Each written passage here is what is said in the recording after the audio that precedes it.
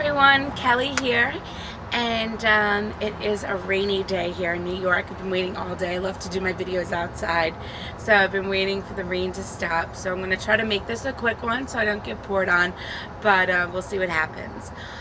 Today I want to talk to you about some of the challenges that you're going to experience while starting a home-based business, business online. So in one of the last videos we talked about how many people start a business online a month, and that number is 200,000 people, and 95% of the people fail. Okay, so my goal here is to have you in that top 5%. Okay, I do not want you to fail. I do not want you to get overwhelmed, frustrated, and give up. Okay, I really want this to be the last online business that you join. If you were like me, I have joined so many to really try to get out of the situation I was in and really get that financial freedom I was looking for. So I'm hoping that this is the last business that you join online and this is a successful one, and that really is my ultimate goal here. So one of the first things that I want to talk about today is really setting achievable and attainable goals for yourself. So I think one of the reasons why many people quit or give up on the online business is that they are kind of led to believe that they're going to be a millionaire in 3 months and they don't have to do much work for it. Well, I am here to tell you, I hope by now you kind of know me and my style, and let you know that I'm really an honest person. I tell it how it is, and I'm going to tell you that that will never happen. You will never be a millionaire in 3 months for doing no work. It's just not going to happen. So I hope that you're not thinking that that's going to happen. But so what I do for my team is we set a first month goal at $3,000. Okay, and again, like we spoke about in the past, that's going to differ for what business that you're in. If you join me with Global Resorts, then that's a really attainable and achievable goal. That means you have to make 3 sales in 1 month. That can be done easily. You can even surpass that, but that's a really an attainable goal. We don't want to set too high of goals here, because when you don't reach those goals, people tend to get, hold on one second, Aiden. Hey, sorry about that, guys. Just had to stop for a second.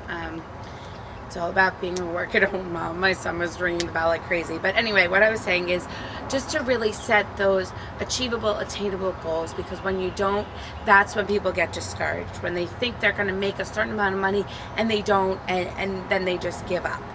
Okay, so just set your goals, you know, to a reasonable level for the first month, for the 6th month, you know, and you make your goals as you go and see where you're at and see what it takes to get to those goals. Okay, so that's the first thing. The second thing is just to know that you are going to get overwhelmed and you are going to get frustrated. And again, this may sound like really simple stuff, but I think when you hear that, it's a really good thing just to know before you go into anything. So when that does happen, when you start to get overwhelmed, when you start to get frustrated, you say, hey, wait, I knew that this was going to happen. I'm not going to let it take over and ruin the business and ruin this opportunity here. And that is when you need to dig deep, and that true entrepreneur needs to come out and say, okay, how do I solve this problem? How do I get over this frustrating technique I'm trying to implement, or whatever it is that you're getting frustrated or overwhelmed. So the entrepreneur needs to come out, step back, reevaluate, and figure out how to overcome that problem. You can do that by learning that new skill it takes to get over that hump, talking to your upline, talking to a teammate, a partner, someone, and dealing with that objection that you're having right then and there. And then you deal with it, you learn something new, and you move on. And you're gonna come through many frustrations and getting overwhelmed throughout your whole business. That will never stop. And that really shows a true entrepreneur how they deal with that. Okay, many people just say, all right, I'm done, I can't deal with this. It wasn't what I expected. So just to know that you are going to get overwhelmed and frustrated, and know how to deal with that situation. Third thing I'm going to talk about is setting your daily checklist. Make a daily schedule for yourself every single day and stick to it.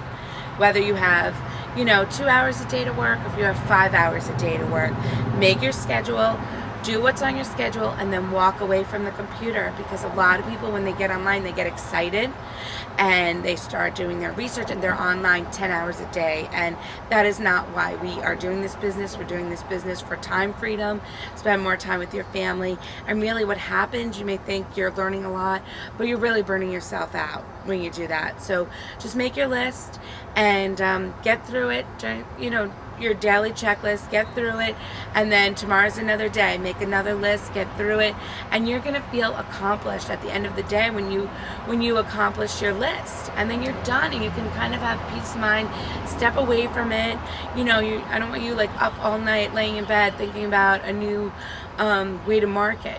Just leave that in the office or wherever you do your work, the kitchen table, wherever it is, leave it there, come back to it the next day. That's a really healthy way to do business. And the last thing I want to talk about today, which I think is a really great way to get started, and I don't hear a lot of people talking about this, is everyone in this economy now knows someone who's in a really bad financial situation, lost their job, got laid off, struggling. So we do not teach the old school method of harassing every family member and friend and everyone on the grocery line who you come across pitching your business. We do not do that. But what I am suggesting is finding a like-minded person that a friend of yours, an uncle, whoever, that you think that this might be right for, and say, hey, listen, Uncle Bob, listen, I just joined this business. I'm really excited about it. I really think it can take me to that next step and get me to that financial level that I'm looking for. And, I think that you would also really benefit from this. And we're both new, so why don't we do this together? And, that's a really great way to start your business, because now, for two reasons. The first reason is you now have a partner that you're doing something with.